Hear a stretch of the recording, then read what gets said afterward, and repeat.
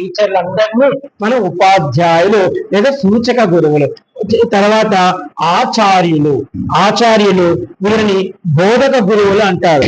ఆ తర్వాత ఆధ్యాత్మిక గురువులు అంటే భగవంతుని జ్ఞానాన్ని చెప్పేవాళ్ళు ఆధ్యాత్మిక గురువులు. అలాగే సద్గురువులు అంటే వాళ్ళు జగత్తుకి మేలు చేసే వాళ్ళు అనమాట. అలాగే కారణ గురువులు, అలాగే పరమ గురువులు, అలాగే నిషిద్ధ గురువులు. ఈ 7 రకాలైనటువంటి గురువులు ఉన్నారు. అంటే ఈ 7 రకాల గురువుల్లో ఒక్కొక్కరు గొప్ప పరిణితికి వెళ్ళారనుకోండి, మనం తర్వాత చెప్పుకుంటాం మహర్లోకము తపోలోకము అక్కడికి వెళ్ళిపోతారు వాళ్ళు. అంటే ఈ విద్యాధర లోకం అనేది ఎవరైతే జ్ఞానులు ఉంటారో వాళ్ళకి మొదటి లోకం. ఇంకా వాళ్ళ జ్ఞాన స్థాయి పెరిగిపోయింది అనుకోండి, అలా అలా అలా వెళ్ళిపోతారు ఈశ్వరుని దగ్గర కూడా కూర్చొని. అంటే ఇప్పుడు మనకి ఒక్కొక్క సందర్భంలో ఈశ్వరుడు ఏదో చేయబోతుంటే అమ్మవారు, ఏమండి పతిదేవులు గారు మీరు అలా చేస్తున్నారు, ఒకరు ఆలోచించుకోండి అని అమ్మవారు చెప్తూ ఉంటుంది. అంటే ఇప్పుడు అమ్మవారు అలా చెప్తుందంటే అక్కడ ఉన్నటువంటి విద్యాధరులు అలా చెప్పిస్తున్నారని అర్థం. అలా ఇక్కడ చూడండి, గురువులలో ఉన్నటువంటి 7 రకాల గురువులు సూచక గురువులు. వీళ్ళు ఏం చేస్తారంటే పిల్లలకు బాగా చదువులు చెప్పి, నాయన ఈ యొక్క బ్రతుకు తెరుగుతో నీవు జీవించు, నీవు ఒక మంచి అమ్మాయిని పెళ్లి చేసుకో, లోక కళ్యాణం కోసం గృహస్థాశ్రమాన్ని స్వీకరించు, ఈ యొక్క సృష్టి రహస్యము సృష్టిని ఉత్పత్తి చేయని చెప్తారు. ఎవరు? సూచిక గురువులు. అలాగే వాచక గురువులు. ఈ వాచక గురువులు ఏం చేస్తారంటే మన కుల ధర్మాన్ని, అంటే మన కులానికి ఒకరు ఉంటారు. ఇప్పుడు మన కాశీకి కూడా వచ్చారు, మన క్షమించాలి, అలా చేయడం ఒక ఎంతో కరెక్ట్ నాకు అర్థం కాదు. ఈ కాశీకి వచ్చిన వాళ్ళు కూడా కొంతమంది బ్రాహ్మణ సంఘాలు కొంతమంది పెట్టారు, వైశ్య సంఘాలు కొంతమంది పెట్టారు, ఇంకొక సంఘాలు కొంతమంది పెట్టారు. కానీ మనం కాశీకి వచ్చింది ఎవరికి తెలియకుండా మనకి మనం మోక్షాన్ని పొందడానికి. ఇక్కడ కూడా మనం ఇవన్నీ పెట్టుకున్నాము, ఇవన్నీ చేస్తున్నామంటే మనము ఇక్కడ ఉన్నటువంటి ఈ ప్రదేశాన్ని కలుషితం చేస్తున్నాం. ఎందుకంటే ఇది మోక్ష ప్రదేశం, ఇది దీనికి కూడా పాప పుణ్యాలు లెక్కపడుతూ ఉంటాయి అవతల వాళ్ళకి, అది తెలుసుకోవట్లేదు. వాచక గురువులు అంటే ఇక్కడ నేను చెప్తున్నాను, దానికి నేను చెప్పాను, క్షమించాలి అందరూ. వాచక గురువు అంటే కుల ధర్మము, ఆశ్రమ ధర్మాలు, అలాగే గృహస్థు ధర్మాలు, వానప్రస్థ ధర్మాలు. అంటే మనం కాశీకి వచ్చామంటే మీకు ముందే ఒకరోజు చెప్పాను నేను, వానప్రస్థం కాదు, తర్వాత ఇంకొక ప్రస్తావన ఉంటుంది. అంటే వైరాగ్యం, అగ్ని ప్రస్తావన లాగా మనకి భార్యని కూడా మనము అగ్ని స్వరూపము, ఈవిడ నా భార్య కాదు, పరస్త్రీ పరదేవత అనే రూపంలో ఉంటేనే మనం మోక్షానికి వెళ్ళగలము, ఇది చెప్తున్నాడు. అలాగే బోధక గురువులు. బోధక గురువులు అనే వాళ్ళు మహామంత్రాలను అనుష్ఠానం చేసి ఉంటారు. వీళ్ళు మనకి ఉన్నటువంటి 7,000 కోట్ల మంత్రాలకు ఒక్కొక్క మంత్రానికి ఒక్కొక్క దేవత, అధిష్టాన దేవత ఉంటుంది. ఆ అధిష్టాన దేవతని వీళ్ళు ఆవాహన చేయగలరు, ఆవిడ చేత కొన్ని మంచి పనులు చేయించుకోగలరు. ఆవిడ అంటే ఈ బోధక గురువులు మహామంత్రాలను అనుష్ఠానం చేసి గొప్ప ఉపాసన చేసి ఉంటారు. తమ శిష్యులకు మంత్రోపదేశం చేసి వారిని సరైన మార్గములో మార్గదిశ చేస్తారు. ఇప్పుడు ఒక గొప్ప వాళ్ళు ఉన్నారనుకోండి, ఇప్పుడు నేను కూడా చూస్తున్నాను, రోజు మాకు చక్కగా ఎంతో మంది వింటున్నారు. ఎవరు రోజు వింటున్నారో మొదటి రోజు నుంచి ఇప్పటి వరకు ఈశ్వరుడికి ఒక రోజు చెప్తాను, ఈశ్వర పాలన వాళ్ళు రోజు వింటున్నారు. కాబట్టి వీళ్ళకి జ్ఞాన సంగతి వరకు నువ్వు త్వరగా మోక్షాన్ని తీసుకెళ్ళిపో, మీ ఇద్దరికి తప్పకుండా చెప్తాను. అలాగే ఇక్కడ చెప్తున్నాడు అనమాట. అలాగా మనకి విహిత గురువులు. ఈ విహిత గురువులు ఎవరంటే సంసారము పట్ల కానీ, దేశము పట్ల కానీ, విషయ భోగముల మీద కానీ విరక్తి కలిగి జ్ఞానము పరిపూర్ణంగా ఉంటుంది. అంటే విహిత గురువులు వాళ్ళు ఏం చేస్తారంటే, మీకు కాశీలో కూడా చాలా మంది ఉన్నారు అలాంటి వాళ్ళు. అసలు మీరు కాశీలో చాలా మంది ఏం చేస్తున్నారంటే కాశీలో ఉన్న శక్తిని పొందట్లేదు. అసలు కాశీలో భగవంతుడు 33 కోట్ల దేవతలు ప్రతి నిమిషం తిరుగుతుంటారు కాశీలో. మీరు వాళ్ళని పట్టుకునే ప్రయత్నము ఇక్కడికి వచ్చిన 1,00,000 మందిలో ఒక్కరు కూడా చేయట్లేదు నాకు తెలిసినంతవరకు. ఎందుకంటే ఈశ్వరుడు ఇక్కడ నిరంతరం ఉంటాడు. ఇక్కడ కూడా మనం వేరేకి వెళ్ళకుండా ఇదే చెప్తున్నాడు. విహిత గురువులు అంటే సంసారము పట్ల, సమాజము పట్ల, దేశము పట్ల, విషయ భోగముల పట్ల విరక్తి కలిగి పరిపూర్ణమైన జ్ఞానంతో కలిగి ఉంటాడు. క్షమించాలి, మీకు అర్థం అవడానికి ఒకటి చెప్తాను. మనందరికీ తెలుసు హనుమ ఉన్నాడా లేడా? హనుమ ఉన్నాడు కదా. కానీ హనుమ తపస్సు చేసుకుంటూ ఉన్నాడు. ఇప్పుడు మనకి ఎన్ని తుఫాన్లు వస్తున్నాయో, ఎన్ని కరోనాలు వచ్చాయో, ఎంతమంది పోతున్నారో. మన కరోనాకి 1 కోటి మంది పైన చనిపోయారు మన భారతదేశంలో, అర్థమవుతుందా? కానీ పాపం అయ్యో బిడ్డలు పోతున్నారు, నేను వస్తాను అని హనుమ వచ్చేమన్నా చేశాడా? లేదు. వాళ్ళ కర్మానుసారం ఏదో జరుగుతూ ఉంది అక్కడ అని చూస్తూ ఉన్నారు. అంటే ఇటువంటి వాళ్ళే విహిత గురువు. అంటే అక్కడ ఎంత పెద్ద ప్రమాదం జరుగుతుంది అంటే, ప్రమాదము ఇక్కడ ఇంకోటి గుర్తుపెట్టుకోవాలి, క్షమించాలి, ఇప్పుడు తప్పుగా అర్థం చేసుకోకండి. ప్రమాదం జరుగుతుంటే ఎందుకు మౌనంగా ఉండమంటున్నాడు ఈ చంద్రశేఖర్ అనకండి. అంటే ఈశ్వరి ఆజ్ఞ లేనిదే చీమైనా కదలదు. అయితే ఈశ్వరి ఇక్కడ మళ్ళీ 2 పనులు చేస్తాడు. మీకు కాశీ అంటే మిగతా దగ్గర తీసేయండి, నేను కాశీ గురించే మాట్లాడుతున్నాను. మనం కాశీకి వచ్చామంటే మోక్షం ఇస్తాము రండి అని పిలిపించాడు ఇక్కడికి. మనం ఇక్కడ కాశీ వాసం చేస్తున్న వాళ్ళు కాదు, కాశీలో ఉన్న వాళ్ళు కాదు, కాశీకి 1 రోజు వచ్చిపోయిన వాళ్ళకు కూడా కాశీ అనే పంచకోశలలో అడుగు ఎవరైతే పెడతారో వాళ్ళకి మోక్షం ఉంటుంది. ఈ 84 కిలోమీటర్లలో ఎవరైతే ఒక్కసారి అడుగు అలా పెడతారో వాళ్ళకి మోక్షం ఉంది తప్పకుండా. అయితే ఇక్కడ మనం చేయవలసింది ఏంటంటే, అది ఈ జన్మక మరు జన్మక ఇక ఎన్ని జన్మలకు అనే దానిలో మన ప్రారంధాన్ని బట్టి జరుగుతూ ఉంటాం. అర్థమవుతుందా? అంటే ఈ ఇంత గురువులు ఏం చేస్తారంటే, అయ్యో నాకు తెలివి ఉంది, లేకపోతే నాకు బలం ఉంది, 10 మందికి నేను మేలు చేద్దామని పోయాడు అనుకోండి, అక్కడ కర్మలో ఇరుక్కుంటాడు ఆయన బ్రహ్మాన్ని పొందడానికి కూర్చున్నాడు. అర్థమవుతుందా? బ్రహ్మాన్ని పొందడానికి కూర్చున్నవాడు ఎవరో కర్మతో కొట్టుకుంటున్నాడు, వాడి దగ్గరికి వెళ్ళి చేశాడనుకోండి, ఈయన కూడా కర్మలతో వెళ్ళిపోతాడు. అందుకని ఇక్కడ విహిత గురువులు లాంటి వాళ్ళు మౌనాన్ని పట్టి ఈశ్వరుడు చెప్తే వెళ్తాం, ఈశ్వరుడు ఆజ్ఞలు స్వీకరిస్తాడు. అంటే చూడండి, అగస్త్యముని కాశీలో కూర్చొని ధ్యాన స్థితిలో ఉన్నాడు. ఆయనకి తెలియదా వింధ్యాపర్వతం పెరిగిపోయిందని? ఆయనకి తెలుసు. దేవతలకి ధర్మలోపం వచ్చిందని అగస్త్యమునికి తెలుసు.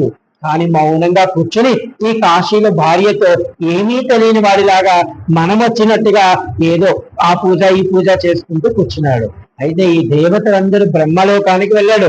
సృష్టికర్త బ్రహ్మకర్త దగ్గరికి వెళ్తే బ్రహ్మదేవుడు చెప్పి పంపించాడు కాబట్టి, సృష్టికర్త బ్రహ్మ కాబట్టి ఆయన చెప్పి పంపించాడు కదా, ఇప్పుడు నేను వెళ్ళక తప్పదు.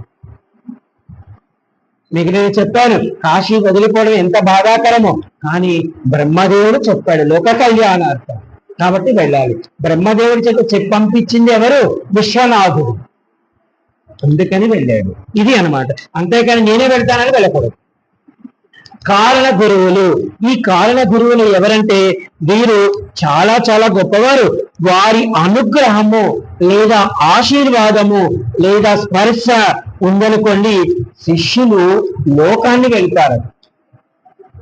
అంటే వీళ్ళకి పాపం ఇప్పుడు మనం చెప్పుకున్నాం విహిత గురువులు, ఆ విహిత గురువులకు అవసరమే లేదనమాట. కానీ అలాంటి విహిత గురువులు ఎవరన్నా ఉంటే, ఆ గురువు దగ్గర ఎవరన్నా ఒక శిష్యుడు బాగా మనస వాచ కర్మల అంటే శక్తి కోసము, కాశీలో కూడా కొంతమంది నేను చూశాను, కొంతమంది మాతాజీలు ఉన్నారు, కొంతమంది అఘోర బాబాలు ఉన్నారు. వాళ్ళ దగ్గరికి చాలా మంది వచ్చేస్తున్నారు. కానీ వచ్చి ఏదో మంత్రం ఇస్తాడేమో, ఏదో నేర్చుకుందామేమో, మనం వెళ్ళి మనం మ్యాజిక్ చేద్దాం బయట అంటున్నారు. మనము మన బంధువుల దగ్గర లేకపోతే ఇంకొకరు మనకి శత్రువులు ఉన్న వాళ్ళ దగ్గర చేద్దామని కొంతమంది వచ్చి ఇక్కడ ఏదో సాధనలు చేస్తున్నారు. కానీ క్షమించాలి, వాళ్ళందరికీ అవి ఫలిస్తాయంటే కొంత చెప్పడం కష్టమే. కానీ అలా కాకుండా నిజంగా మనస వాచ కర్మణ మనం ఒక గురువును ఒక మాతాజీ దగ్గర నిజంగా సేవ చేస్తే ఈశ్వరుడు అంటే ఇందాక నేను చెప్పాను మాతాజీ నీ ఎక్కలేదు, ఆ మాతాజీ చుట్టూ ఉన్నటువంటి ఈ విద్యాధరులు ఉంటారు కదా, వాళ్ళు ఆవిడికి పోయే ముందు మనకు వచ్చేస్తారు, మన శరీరంలోకి వచ్చేస్తారు. ఇది తీసుకునే శక్తి కూడా కలిగి ఉండాలి. ఇది అనమాట. అంటే మనం ఎప్పుడు అలాంటి స్థాయిలో ఉన్నామనుకోండి, అప్పుడు దాన్ని త్వరగా మనం పొందవచ్చు. ఇది నేను చాలా వరకు కొంత చేస్తున్నాను, క్షమించాలి. అయితే కారణ గురువులు అంటే ఇప్పుడు చూడండి, రామకృష్ణ పరహంస ఉన్నాడు. పాపం ఆయన నాకు పేరు వద్దు, ఊరు వద్దు, భార్య వద్దు, బిడ్డలు వద్దు, నాకు ఈ సంసారం వద్దు అని ఆయన నిరంతరము ఇలా అమ్మవారైనటువంటి దక్షిణ కాళితో చేస్తున్నాడు. పాపము ఎక్కడో ఉన్నటువంటి ఒక వివేకానందుడు అంటే వివేకానందుడి తల్లి కాశీలో ఆత్మవీరేశ్వర దగ్గర తను వివేకానందుడు పుట్టక ముందే తపస్సు చేసింది.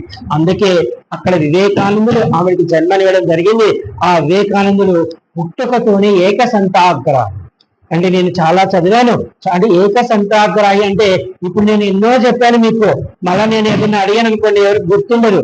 కానీ ఆ స్వామి వివేకానందు చిన్నతనంలో చదువుకునేటప్పుడు టీచర్ ఏదో చెప్తూ ఉంటే ఈయన ఏదో చేస్తుండేవాడట.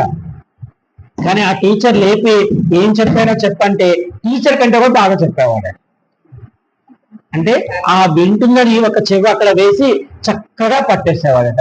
ఆ టీచర్ కూడా వీళ్ళ మీద కంప్లైంట్ చేయడం వేస్ట్ అనుకునేదని. నేను వీళ్ళని చదివాను. ఓకే, నేను చిన్నప్పుడు ఆయన మీద వ్యాసాలు చాలా రాసి పోటీలు పెట్టాను అనమాట.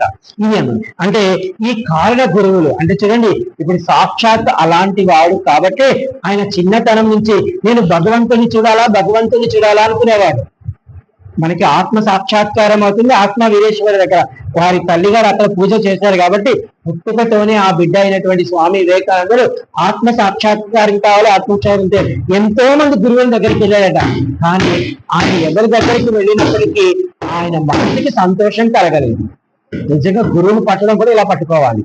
అంటే ఎప్పుడైతే ఈ రామకృష్ణ పరమహంస దగ్గరికి వచ్చాడో ఆయనకి అక్కడికి రాగానే ఆయన శరీరం అంతా చల్లబడిపోయింది.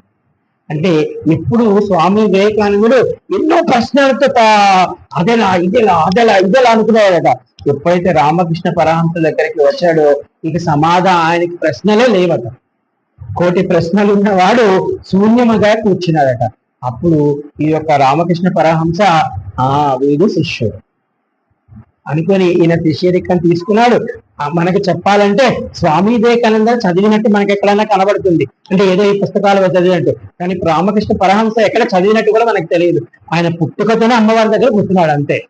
ఏ పురాణం చదివినట్టు కానీ, ఏ ఇతిహాసం చదివినట్టు కానీ, ఏ స్మృతులు చదివినట్టు కానీ లేదు. కానీ బ్రహ్మ జ్ఞానం వచ్చేసింది ఆయనకి. చూడండి, ఆయన శిష్యుడే ఈ యొక్క స్వామి వివేకానంద. అలాగే పాపం కటిక దరిద్రుడుగా ఉన్నాడు ద్రోణాచార్యుడు. కొడుకుకి భార్యకి తిండి పెట్టడానికి కూడా లేదు ఆయన దగ్గర. అలాంటి ద్రోణాచార్యుడు తన మిత్రుడైనటువంటి ద్రుపదుడి దగ్గరికి వెళితే ఘోర అవమానం పొందాడు. సరే పోనీలే, మనము కౌరవ రాజ్యానికి వెళితే అక్కడ ఏమన్నా మనకి పిల్లలు ఉన్నట్టున్నారు, వాళ్ళకి ట్యూషన్ ఏం కూడా అదే బ్రతికనమాట. ట్యూషన్ చెప్పుకుంటే 10 రూపాయలు డబ్బులు వస్తాయి, ఏదో నా భార్య బిడ్డలకు వస్తుందని ఆయన వెళ్ళాడు అక్కడికి. అలా వెళ్ళినప్పుడు ఆ కౌరవులని ధృతరాష్ట్రుని చూశాడు. అయ్యో, వీళ్ళ ప్రారంభము బాగలేదు. ద్రోణాచార్యుడు గ్రహించాడు ఇది, వీళ్ళ ప్రారంభం బాగలేదు కాబట్టి వీళ్ళకి చెప్పితే నా గురుత్వం రాదు, కాబట్టి నేను వెళ్ళిపోతాను అనుకుని వెళ్ళిపోయాడు ఆయన. ఆ వెళ్ళిపోతున్న సందర్భంలో అర్జునుడు ఎదురొస్తాడు. ఈ 100 మంది కోసం పిలిపిస్తాడు ధృతరాష్ట్రుడు. కానీ ఈ 100 మందిని చూసి వీళ్ళు నా శిష్యుని అంటే ఇక్కడ క్షమించాలి, అర్థం చేసుకునే ప్రయత్నం చేయండి, నేను ఎవరిని తప్పు పట్టట్లేదు. అంటే ద్రోణాచార్యుడు విద్యలో చాలా ఉన్నత స్థాయిలో ఉన్నాడు. నా విద్యను స్వీకరించి రేపు ఇతని ద్వారా నా పేరు రావాలి బయటకి, అటువంటి శిష్యుడు ఉన్నాడా అని ఆ కౌరవుల వంక చూశాడు. వీళ్ళెవరిలో యోగ్యులు లేరు కాబట్టి వీళ్ళు ఇచ్చే తిండి కూడా నాకు వద్దు, వెళ్ళిపోతా అని వెళ్ళిపోయాడు. అలా వెళ్ళిపోతూ ఉంటే ఈ అర్జునుడు చిన్న పిల్లవాడు ఎదురొచ్చాడు. అప్పుడు చూశాడు, ఓ వీడి దగ్గర తేజస్సు ఉంది, వీడి కోసం నేను ఇప్పుడు ఇక్కడ అవమానమైనా సరే రేపు నా జీవితం పాడైపోతుందని కూడా తెలుసు ఆయనకి. అర్థమైంది. ఎందుకంటే నేను ఇప్పుడు ఈ ధృతరాష్ట్రుడి దగ్గర ఉంటాను, ఈ ధృతరాష్ట్రుడిది తినాలి, ఇప్పుడు రేపు ఈయనకే సపోర్ట్ చేయాలి, ఈయన బిడ్డలకే సపోర్ట్ చేయాలి. కాబట్టి రేపు చివరిలో నాకు చెడ్డ పేరు వస్తుంది. అయినప్పటికీ ఈ అర్జునుడికి నేను విద్య నేర్పితే ఇక్కడ ఎంత చెడ్డ పేరు వస్తుందో అంతకి 1000 గొప్ప పేరు నాకు ఈ అర్జునుడి వల్ల వస్తుంది. అంటే ఎవరి వీళ్ళు? కారణ గురువులు. అర్థమవుతుందా? ఆయన అర్జునుడిని తయారు చేయడం కదా, తను తయారు చేసుకోగలదు కదా. తను ఒక బాణం వేస్తే అన్ని రాజ్యాలను ఓడించేసుకోగలడు, అంత శక్తి తనకు ఉంది. కానీ నేను బ్రాహ్మణుడు, నాకెందుకు అవన్నీ? అర్థమైందా? ఇది ఆయన చేసుకోగలిగాడు. కానీ ఒక మిత్రుడి దగ్గరికి వెళ్ళి ఒక ఆవుని అడిగాడు, కానీ సంస్కారము ఆ ద్రుపదుడికి లేకపోయింది.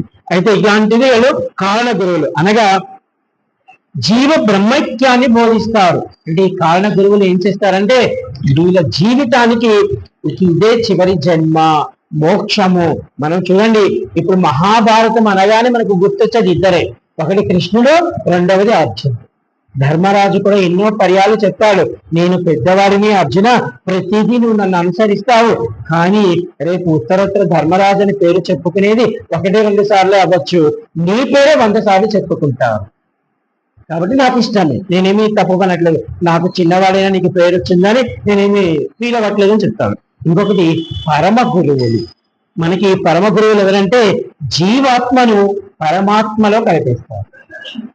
వాళ్ళు ఒకవేళ మనకి దర్శనం ఇచ్చారనుకోండి, ఇక ఈ జన్మకి చివరి రోజులు, ఇంకా రోజులు కూడా ఎక్కువ పెట్టారు వాళ్ళు, ఇక త్వరగా, ఎంత త్వరగా ఆ యొక్క జీవుడిని పరమాత్మలో కలిపేయాలో అలా కలిపేస్తారు. అంటే ఇలాంటి గురు పరంపరలో ఉన్నవారు, వారి స్థాయిలో ఒకవేళ ఎక్కువ తక్కువలు ఉన్నాయనుకోండి, వాళ్ళందరూ ఒకవేళ చనిపోతే ఈ యొక్క విద్యాధర లోకంలో ఉంటారు. అంటే మనకి ద్రోణాచార్యుడు కూడా చూడండి, పాపం ఏకలవ్యుడు ఏమి తీసుకుంటాడు, అప్పుడు అందరూ అంటారు మీ గురుత్వం పోతుంది, మీరు రేపు యమలోకానికి పోతారు. అంటే నేను పట్టుకున్న ధర్మం కన్నా నేను పోయినా పర్లేదు అనుకుంటాడు, అలా అన్నమాట. ఈ గురువులు స్థాయిని బట్టి ఈ విద్య యొక్క శిష్యులు ఎవరైతే ఉన్నారో వాళ్ళకి జీవన్ముక్తిని కలిగిస్తారు. ఓ బ్రాహ్మణోత్తమ, అంటే శివశర్మకి చెప్తున్నారు ఈ విష్ణుదూతలు, ఓ బ్రాహ్మణోత్తమ, ఈ విద్యాధరులు తమ ఆశ్రమంలో ఎంతో మంది విద్యార్థులకు వస్త్రదానం, ఈ యొక్క అన్నదానం, జ్ఞానదానం చేసిన వాళ్ళు. అంటే విద్యార్థులు ఏం చేస్తారంటే, ఎంతో మంది పిల్లలు అనుకోండి, వాళ్ళ బిడ్డలనే కాదు, మనం చూడండి ద్రోణాచార్యుడు పాపం కొడుకున్నాడు అశ్వత్థామ, ఇప్పటికీ పిచాచాయి జరుగుతున్నాడు, కానీ అర్జునుడికి ఇచ్చే యొక్క శక్తిని ఈ యొక్క బిడ్డకు కూడా ఇవ్వచ్చు, కానీ ఇవ్వలేదు, బిడ్డ యోగ్యత లేదు అనుకున్నాడు, బిడ్డకు తెలిసి ఇలా జరుగుతుందని. అంటే గొప్ప ఆత్మస్వరూపులుగా ఈ యొక్క గంధర్వులు తమ జీవిత పర్యంతము గర్వరహితమై ఉంటారు. చూడండి, గురువులు ఎక్కడ గర్వపడరు, ఎవరైనా పిలిచి గౌరవం ఇచ్చారనుకోండి ఆ పోన్లే, కానీ వాళ్ళు మళ్ళీ రేపు పిలవలేదు అనుకోండి పోనీళ్ళు, రెండింటికి వాళ్ళు ఒకే ఇదిగా ఉంటారు. అంటే గౌరవం కావాలని ఎవరు కోరుకోరు. అలాగే మనం తిరస్కరించిన పూర్వజన్మలో ఎక్కువ పాపం చేసింది, ఈశ్వరుడు కడిగేస్తున్నాడు, దాన్ని ఈశ్వరుడు తీసేస్తున్నాడు అని అనుకుంటారు. ఓ బ్రాహ్మణోత్తమ, ఈ యొక్క విద్యాధర లోకంలో నివసించే వాళ్ళు పూర్వాశ్రమంలో తమ సంతానము కన్నా ఈ యొక్క 1000 మంది విద్యార్థులకు ఎంతో జ్ఞానం చేసి వారికి ప్రేమ, ఆదరణ, గొప్ప మమకారాన్ని ఇచ్చిన వాళ్ళు ఈ యొక్క స్థాయిలో ఇక్కడ ఉంటారు అని చెప్తున్నాడు. ఈ గంధర్వ లోకంలో ఉన్నవారు అనేక లోక కళ్యాణం కొరకు, అనేక సేవా కార్యక్రమాల కొరకు, అనేక వృద్ధాశ్రమాల కొరకు సత్కర్మలు, సామూహిక వివాహాలు చేసి ఉంటారు. అంటే ఈ గంధర్వ లోకంలో ఉన్న వాళ్ళట ఒక రకంగా చెప్పాలి, సరే విద్యాధర లోకంలో ఉన్నవాళ్ళు అంటే యువతను ప్రోత్సహిస్తారు. అంటే విద్యార్థులకు చదువు చెప్తారు, అలాగే ఎవరైనా విద్యార్థులు గొప్పవాళ్ళు అనుకోండి పెళ్లిళ్ళు చేస్తారు, అంటే సృష్టి నడపాలి కాబట్టి వీళ్ళంతా చేసేది ఏంటంటే యువత ఎవరైతే ఉన్నారో ఆ యువతకి, ఎందుకంటే 1000 మంది యువతలని మనం కానీ మార్చగలిగామనుకోండి, ఒక్కరు మారినా గొప్ప వాళ్ళని ఉంటాం. ఈ విధంగా నేను కూడా ఒక 20 సంవత్సరాల నుంచి చాలా మందికి ట్యూషన్స్ ఫ్రీగా చెప్తుంటాను. అంటే ఈశ్వరుడు ఇటువంటి గొప్ప సంస్కారం, అంటే అన్ని దానాల లోపల విద్యాదానం గొప్పది, అన్నదానం గొప్పదే.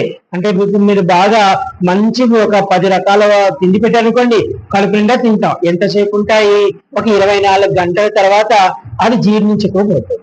తర్వాత మీరు మంచి బట్టలు పెట్టండి, ఒక 3 నెలలు లేదా 6 నెలల వరకు ఆ బట్టలు పూర్తిగా బాగుంటాయి. అవి తర్వాత అవి కూడా చిరిగిపోతాయా లేదా, పోనీ ఒక ఇల్లు కొనియండి వాళ్ళకి, ఒక ఇల్లు కొనిస్తే ఒక 30 సంవత్సరాలు వాళ్ళు ఆ ఇంట్లో సుఖపడగలరు, ఆ తర్వాత వాళ్ళు పోవాల్సిందే కదా ఇల్లు వదిలిపెట్టి.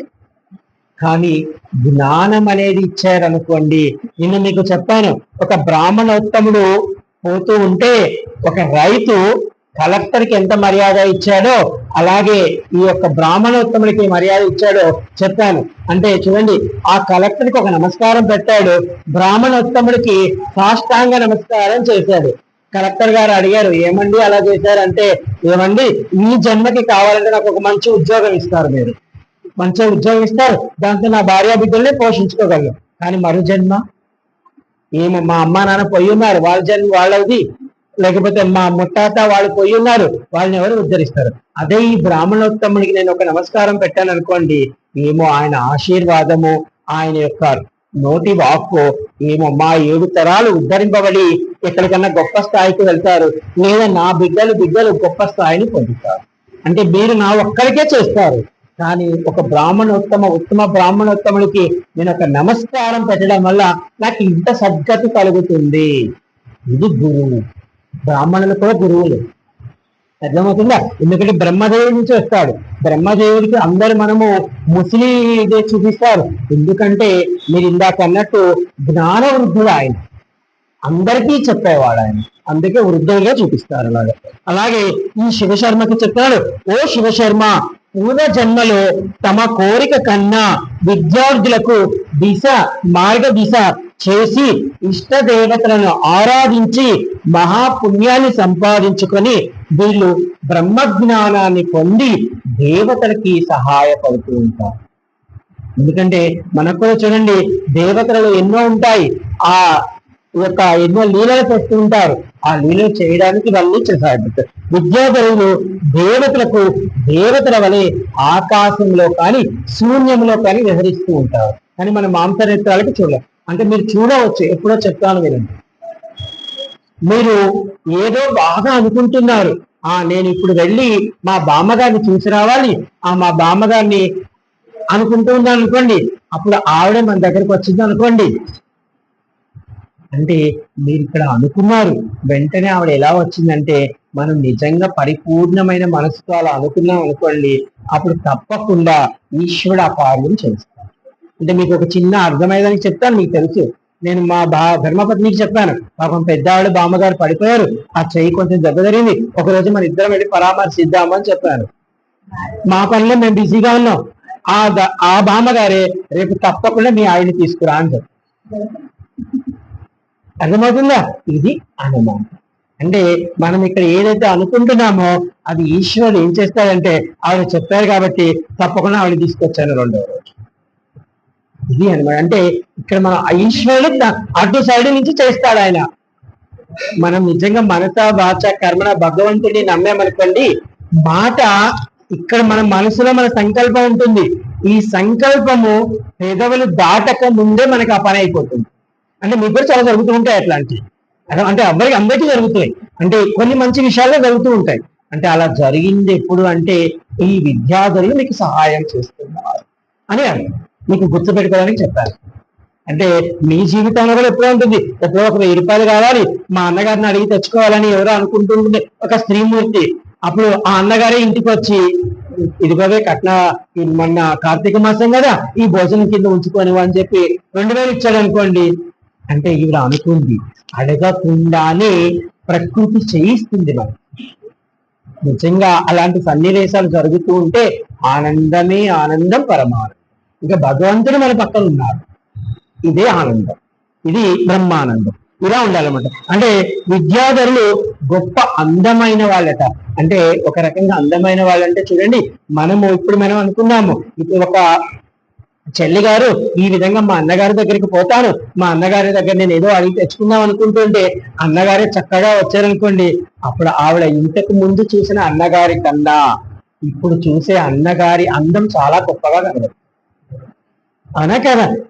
పోనీ అన్నగారిని పక్కన పెట్టండి, ఇప్పుడు ఒక భార్య ఉంది అనుకుందాము, అయ్యో మా ఆయన వస్తే రేపు వరలక్ష్మి వ్రతానికి ఒక మంచి చీర కొనుక్కిపించుకోవాలి అని ఏదన్నా ఒక ధర్మపత్ని అనుకుంది అనుకోండి, పాపం ఆయన వస్తా రేపు పూజ అంటున్నావు కదా, ఒక మంచి చీర కొనుక్కుండు కదా రెడీగా అన్నాడు అనుకోండి, అప్పుడు మీరు మీ ధర్మపత్ని ఆ భర్త గారిని చూసే చింతలు ఉంటాయి చూడండి, ఎంత ప్రేమగా ఉంటాయో అవి. ఆ భర్త నిజంగా రోజు వెళ్తే బాగుండేమో అనుకుంటారు. అవునా కదా? ఆవిడ అనుకుంటుంది, అయ్యో నేను అనుకుంటూ ఉన్నాను, వస్తాడేమో అడుగుదాం అనుకుంటున్నాను, రాగానే నేనే చెప్పాడని ఆవిడ అంతకు ముందు కన్నా ఎంతో ఆనందంగా చిరునవ్వుగా కనబడుతుంది. మా వానమ్మ చూస్తూ ఉంది అలాగా మా సూరిబాబు. మా సూర్యబాబు కూడా చాలా మంచివారు. అమ్మా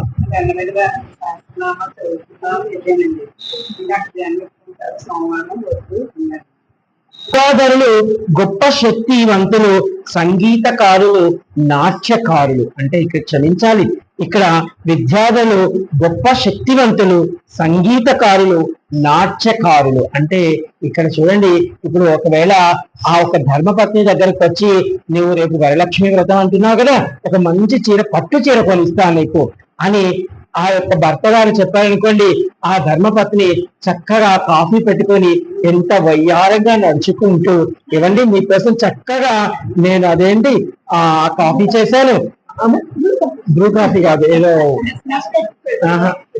అదేదో ఫిల్టర్ కాఫీ పెట్టి తెచ్చారండి, మీరు రోజు అడుగుతూ ఉంటారు, ఈ రోజు వచ్చానండి. లేకపోతే మీకోసం చక్కగా వేడి వేడి నీళ్ళు బాటిల్లో పెట్టానండి, ఇదిగోండి మీకు కావాల్సిన మంచి బట్టలు తీసి పెట్టాను అని ఆవిడ ముందు కన్నా ఎంతో ప్రేమగా ఆ యొక్క కవలికలో చాలా మార్పులు కనబడుతుంటాయి. అంటే ఇది కూడా అనుభవించాలి, ఇవన్నీ ఆస్వాదించాలి. ఇవన్నీ నిజంగా పార్వతీ పరమేశ్వరు ఎన్నో చేస్తారు ఈ లోక కళ్యాణం కోసం. సీతారాముని దగ్గర తక్కువ ఉంటుంది, కానీ పార్వతీ పరమేశ్వరుని దగ్గర ఎక్కువ కనబడతాయి. ఇలా అన్నమాట. అయితే మనకున్న పురాణాలలో కొంతమంది విద్యాధరుల పేర్లు చెప్తానమ్మా. ఈ విద్యాధరులో ఉన్నటువంటి పేర్లు ఎవరంటే జ్ఞానధరుడు. ఈయన అందరికన్నా పెద్దవాడు. ఈ జ్ఞానధరుడు ఏం చేస్తాడంటే, మీరు నిజంగా మనకి జ్ఞానం కావాలనుకున్నారనుకోండి, ఎక్కడ ఉన్నా వచ్చేస్తుంది మనకి జ్ఞానం. మనకి గురువుల ఆశీర్వాదం ఉందనుకోండి, గురువులే మన ఎదుట వచ్చి మనకి నిలబడి ఇది చెప్తున్నట్టుగా, మంత్రోపదేశం చేస్తున్నట్టుగా, ఇలా చెయ్యి అన్నట్టుగా చెప్తూ ఉంటారు. ఇది జరుగుతుంది. మనం చూడండి, పరశురాముడు ఉన్నాడు, కర్ణుడు ఉన్నాడు. కానీ కర్ణుడు చక్కగా విద్య నేర్చుకున్నాడు, కానీ పరశురాముడికి తెలిసిపోయింది ఈయన అబద్ధం చెప్పి నా దగ్గర విద్య నేర్చుకున్నాడు. కానీ పరశురాముడు ఒక చిన్న శాపం ఇచ్చాడు. ఏమని? నీకు ఆపత్కాలములో నీకు ఏ విద్యనైతే నేర్చావో అది నీకు పనికిరాదు అన్నాడు. అంటే అక్కడ ఆ యొక్క పరశురాముడికి తెలుసు కదా, రేపు అనే రోజు మహాభారత యుద్ధం జరుగుతుంది. ఈ మహాభారత యుద్ధంలో ఈ అర్జునుని చంపడానికి ఈ యొక్క అస్త్ర ప్రయోగాలు చేస్తాడు. ఒకవేళ నేను ఆపినప్పటికీ దేవతలందరూ ఆపడానికి సిద్ధంగా ఉన్నారు అక్కడ. అర్థమవుతుందా? కాబట్టి అది పనికిరావు, అప్పుడు నీకు గుర్తు రావు అని చెప్పాడు. కానీ అదే విధంగా మనకి గొప్ప ఆశీర్వాదం ఉందనుకోండి. ఏ విధంగా అయితే నేను ఇప్పుడు మీకు చెప్పానో, రాముడికి అగస్త్యముని చాలా చెప్పి వెళ్ళిపోయాడు.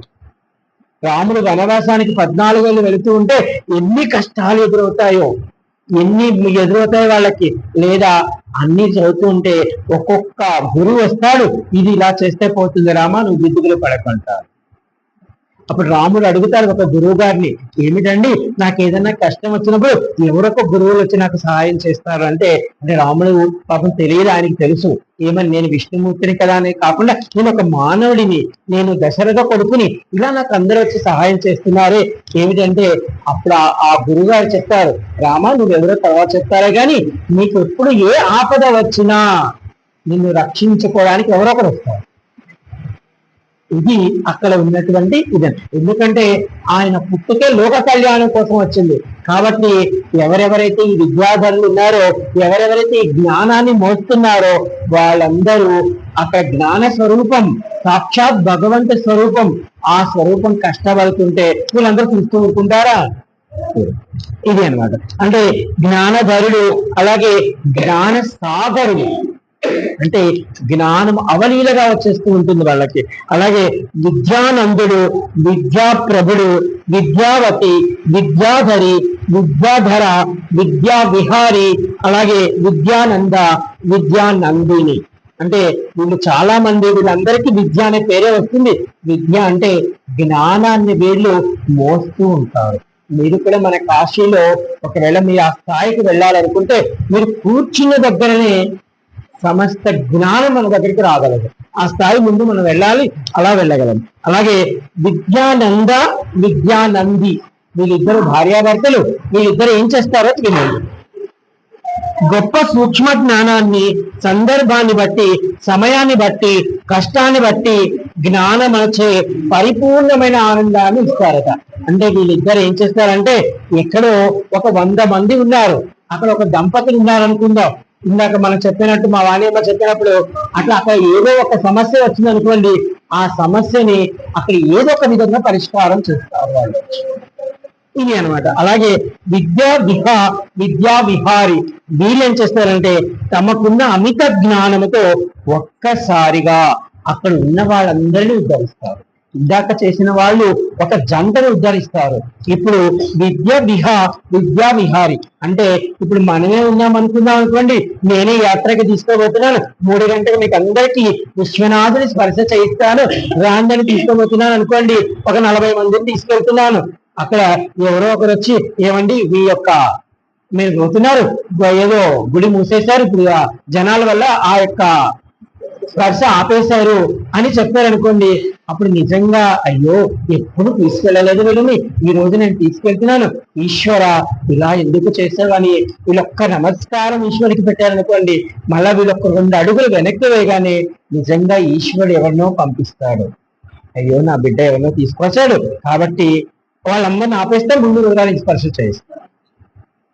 ఇలాంటివి ఎన్నోసార్లు జరిగింది. ఒకసారి పాపం ఉమాశంకర్ గారితో ఈ యొక్క యాత్రకి వెళ్ళాం మేము. ఈ యాత్రకి అంతా ఒక 40 మంది దాకా వచ్చారు. వీళ్ళంతా ఉదయం ఏమి యాత్ర అంటే నవదుర్గ నవగౌరి యాత్ర. ఆ యాత్రకి వెళ్ళి వచ్చాము. వచ్చిన తర్వాత పౌర్ణమి రోజు అనుకుంటాం, అందరం రాత్రి 8 అయిపోయింది. ఉదయం 6 గంటలు మొదలు పెట్టిన వాళ్ళని 20 కిలోమీటర్లు నడిచారు. 20 కిలోమీటర్లు నడిచి విశ్వనాథుడి గుడి దగ్గరకు వచ్చేటప్పటికి 8 అయింది. అప్పుడు సప్తర్షి హారతి జరుగుతుంది. ఈ 40 మందికి స్పర్శ దర్శనం కావాలి. పాపం ఉమాశంకర్ గారు ఆయన లోపలికి వెళ్ళి పెద్ద అడిగే ఆయన కాదు, నేను అనుకున్నాను వీళ్ళందరికీ స్పర్శ కావాలి. అయితే అక్కడ ఉన్నటువంటి పరిస్థితి అది కాదు. అంతలోకి శ్రీకాంత్ శర్మ గారు ఎక్కడో కనబడ్డారు, ఏమండి ఇట్లా మేము యాత్ర చేసి వచ్చాము అని అక్కడ ఆయనకి చెప్పాము. ఒక పెద్ద పోలీస్ అధికారి ఆయనకి చెప్పాము, మీరందరూ ఒక పని చేయండి, మీరు మిమ్మల్ని నా వెనక నేను తీసుకెళ్లి చేయిస్తాను అని ఆయన వెనక వచ్చి అందరికి చేయించి మళ్ళీ అందరిని చక్కగా అన్నపూర్ణమ్మ దగ్గరికి తీసుకెళ్లి మంచి భోజనం పెట్టించి అలా పంపించారు. అలా అయిన తర్వాత ఒక పిల్లవాడు అమెరికా నుంచి వచ్చాడు ఆ రోజు. ఆ పిల్లవాడు 6 రోజుల నుంచి ఈ యొక్క 56 గణపతుల యాత్ర చేస్తున్నాడు. వీళ్ళందరూ భోజనానికి వెళ్ళాడు. ఆ పిల్లవాడిని నేను చాలా పరీక్షించాను. ఆ ఒక్కరోజు నాకు నిజంగా చాలా గొప్ప అనుభూతులు ఆ అబ్బాయితో ఉన్నాయి, అవి మళ్ళా చెప్తాను. అయితే ఆ అబ్బాయికి నేను చూపించాను, నీకు ఈశ్వరి దర్శనం చేపిస్తాను చూడు ఇక్కడ అన్నాను. ఆ అబ్బాయికి సాక్షాత్ కాశీ విశ్వనాథుని ఈ యొక్క గుడి శిఖరం మీద ఆ చంద్రుడు పూర్ణ చంద్రుడిని చూసి, ఈశ్వరుడు ఇక్కడ నెలవంకలాగా పెట్టుకుని ఉన్న చంద్రుడిని నువ్వు చూడు పూర్ణాశువుతావని ఆ పిల్లవాడికి చూపిస్తే, ఆ పిల్లవాడు ఇప్పుడు అమెరికాలో ఉన్నాడు, కానీ ప్రతిరోజు అన్నా నీకు ఒక నమస్కారం అంటారు. అంటే మనం చూడగలిగే దర్శనము చేయగలిగేవి. అయితే అక్కడ 40 మందిలో ఈ అబ్బాయికే జరిగింది, అది మిగతా వాళ్ళందరికీ ఫస్ట్ జరిగింది, వెళ్ళిపోయారు. ఇక్కడ కొంతమంది ఉన్నారు వాళ్ళకి ఎన్నో దర్శనాలు. అయితే ఆ స్థాయికి మనం ఉండాలి, అది ఈశ్వరుడు అనుగ్రహం కలగాలి. జై కాశీ విశ్వనాథ్. అలాగే విద్యా విహారి వీళ్ళు ఇలా చేస్తారు. విద్యాధరి వీళ్ళు ఏం చేస్తారంటే వీరికి ఉన్నటువంటి విద్యా ప్రవాహం ద్వారా అనేక వేల మందికి ధారా ప్రవాహముగా విద్యను ప్రవాహిస్తారు. ఒకానొక సందర్భంలో దక్ష యజ్ఞంలో ఒక సభ జరుగుతూ ఉంది. అలా జరుగుతూ ఉంటే ఈశ్వరుడు ఉన్నాడు అక్కడ. ఈ యొక్క దక్షుడు అనుకుంటున్నాడు వాడికి ఏమీ రాదు, వాడు శ్మశానంలో ఉంటాడు, గుడ్డ కూడా సరిగా కట్టుకోడు, అప్పుడు ఇంకా పెళ్లి కాలేదనమాట, సతీదేవితో అలా కట్టుకోలేదు. వీళ్ళు అట్లాంటి వాడు అనుకుంటూ ఉంటే అక్కడ ఉన్న వాళ్ళందరూ ఎవరు ఒక ధర్మ ప్రశ్నకి, ఒక ధర్మ సందేహానికి సమాధానం చెప్పలేకపోతారు. అప్పుడు అది ఈశ్వరుడు చెప్పాల్సిన పరిస్థితి ఏర్పడుతుంది. కానీ ఈశ్వరుడు కూడా చెప్పడు దానికి. ఈశ్వరుడు ఏం చేస్తాడంటే ఆయనకున్న గణాలు ఉన్నాయి కదా, ఆ గణాలను నంది ఈ భృంగి వాళ్ళు కూడా కాదు, ఇంకా గణాలు తక్కువ స్థాయిలో ఒక 10 మంది కనబడతారు. వాళ్ళు అమాయకంగా ఉంటారు. ఆ అమాయకంగా ఉన్న ఆ 10 మంది వాళ్ళు చెప్పమంటాడు ఈశ్వరుడు. వాళ్ళు అనుకుంటారు, సచ్చారా బాబు ఇదేంటి మాకు ఏమీ తెలియదు, ఈశ్వరుడు మమ్మల్ని గుర్తు చేశారు అనుకొని అక్కడ ఒక ఆయన పెట్టమని అంటాడు అనమాట. అయితే ఈశ్వరుడు నంది చెప్తాడు వాళ్ళకి, మీరు ఈశ్వరుని నమ్మండి, మీరు చెప్తారు అంటే వాళ్ళు ఎప్పుడైతే నంది వాళ్ళకి పెద్ద కదా, ఈ నంది మాట విని చక్కగా ఈశ్వరుడు వంక అలా చూస్తారు. ఈశ్వరుడు మీరు చెప్పండి నేను ఉన్నా కదా అంటాడు కళ్ళతో. అప్పుడు ఆ 10 మంది అంటే చాలా తక్కువ స్థాయిలో ఉన్న గణాలు చక్కటి సమాధానం చెప్తారు. సాక్షాత్తు సరస్వతి దేవి అది నిజమంటుంది అక్కడ. అర్థమైందా? అంటే ఇక్కడ ఏమి జరిగిందంటే ఈ విద్యాధర ప్రవాహము వాళ్ళది అలా ఉత్తేజపరుస్తుంది. మనకు కూడా చూడండి, మన పిల్లలకు కానీ మనం కానీ కొంతమంది ఏదైనా ఒక పెద్ద సమస్య వచ్చినప్పుడు చట్టుకొని ఒకరు వస్తారు, సమాధానం చెప్తే వెళ్ళిపోతారు. మనకి అప్పుడు అబ్బా వాడు ఎవడో వచ్చాడు బలి చేసి వెళ్ళిపోయి అమ్మ పని అయిపోయి ఎంత ఎంత రిలీఫ్ అయిపోతామో అటువంటి జరుగుతూ ఉంటుందంట. ఇవన్నీ ఎవరు చేస్తారంటే ఈ విద్య, ఎందుకంటే జ్ఞానమే ఇవన్నిటికీ పరిష్కారం. అలాగే విద్యాప్రభుడు విద్యాప్రభ వీళ్ళేం చేస్తారంటే వీరికున్న జ్ఞానం చేత అంట జ్ఞాన ప్రకాశం చేస్తారు. అంటే ఇప్పుడు మనమే చూడండి, కాశీ విశ్వనాథుడి గుడికి వెళ్తాము, మనం అక్కడ వెళ్ళి ఆ విశ్వనాథుడి ఒక మా వాణి అమ్మలాగా అక్కడికి వెళ్దాం. మనము ఈ యొక్క బ్రహ్మమురారి చదువుకుందాం, లింగాష్టకం చదువుకుందామని ఈవిడ ఒక 40 మందిని తీసుకెళ్ళాలి కూర్చుందనుకోండి, కానీ అక్కడ ఎవరో సాక్షాత్ ఒక లింగ స్వరూపు లాంటి ఒక యతి వచ్చాడు అనుకోండి, ఆ యతిని చూడగానే ఆమె చెప్తుంది, అమ్మా ఆయన సాక్షాత్ ఈశ్వర స్వరూపం. నేను అలాగే పాడింది నేను వెళ్ళగానే. అలాగే అంటే అక్కడికి వెళ్ళగానే ఆడ చూడగానే వీళ్ళందరూ అయ్యో మనం ఇక్కడ మనస వాచ కర్మ ఈశ్వరుడి కోసం స్తుతించాము, ఈశ్వరుడు ఈయన రూపంలో వచ్చాడు అని గ్రహించగలిగితే చెప్పలేము. ఈశ్వరుడు అలాగే తిరుగుతుంటాడు కాశీ. ఎందుకంటే ఆయన రూపంలో రావాల్సిన అవసరం ఆయనకు లేదు కదా. ఆయన కుక్కగా వస్తాడు, నక్కగా వస్తాడు, పందిగా వస్తాడు, పిల్లిగా వస్తాడు, దోమగా వస్తాడు, వేరుగా వస్తాడు. అంటే కాశీలో నేను ఒక్కొక్కసారి ఏదైనా పొరపాటున బాగా ఏగలగొట్టే ఏకేంటి అన్నా అనుకోండి, అయ్యో దీన్ని చంపేశానే నేను అని బాధపడుతూ ఉంటాను. అప్పుడు ఈశ్వరుడు నాకు అంటాడు, ఫోన్లో మోక్షం ఇచ్చాడు అని కుదిరి దిగులు పడదు. అర్థమైనా? నేను బాధపడుతుంటే అయ్యో కాశీకి వచ్చి నేను చంపాను, ఇది ఏ పాప నాకు అంటుకుంటుంది అనుకుంటే ఈశ్వరుడు ఏం లేదు మోక్షం ఇచ్చాడు లేదు అంటే మనకి ఆత్మస్థైర్యం కలుగుతుంది. ఇవన్నీ ఎవరు చేస్తారంటే ఈ విద్యాధరులు చేస్తారు. చక్కగా మీ అందరికీ కూడా మనస వాచ కర్మణ నేను కోరుకుంటున్నాను. జ్ఞానం ఈ విధంగా పరిపూర్ణముగా స్థాయికి వెళితేనే అంటే భగవత్తుని యొక్క సాక్షాత్కారం, భగవంతుని దర్శించగలిగేటువంటి జ్ఞానం కావాలి మనకి. నేను చెప్తున్నాను, కాశీలో ఎన్నో అనుభూతులు నేను పొందుతున్నాను, అంటే మీరందరూ కూడా పొందాలి. అవి నేను ఎక్కడ స్వార్థం లేదు. నాకు ఏ అనుభూతులు అయితే నాకు కాశీలో కలుగుతున్నాయో ఈశ్వరుడు చెప్తాడు. నేను అవన్నీ చెప్తే మళ్ళీ అందరిని అవుతారు పిచ్చోళ్ళు అంటారు అంటే నేనే వస్తాను చెప్తాను నీకు ఒకనొక రోజు. అంటే ఆ స్థాయిలో ఎవరైనా వచ్చి అడిగే వాళ్ళు ఉంటే ఆయనే వచ్చి చెప్తాడట. అంటే నిజంగా మనం చూడగలిగే ఆత్మ దర్శనం అలా చేయగలిగితే అంటే కాశీ బ్రహ్మకు సంబంధించింది కాదు, కాశీ విశ్వనాథుడికి సంబంధించింది. కాశీలో అణువణు ఆయనే ఉంటాడు. కాశీని మనం అలా నమ్మి పరిపూర్ణంగా ఉన్నామా, కొన్ని కోట్ల జన్మల పరంపర ఒక దూది పింజల భస్మమై ఈశ్వరుడి హృదయంలో పార్వతి అమ్మవారిని కూడా పక్కన పెట్టి ఇది నా చంద్రశేఖరుడు అంటారు. అలా మీ అందరినీ కూడా అలా అని నా కోరిక. జై కాశీ విశ్వనాథ్.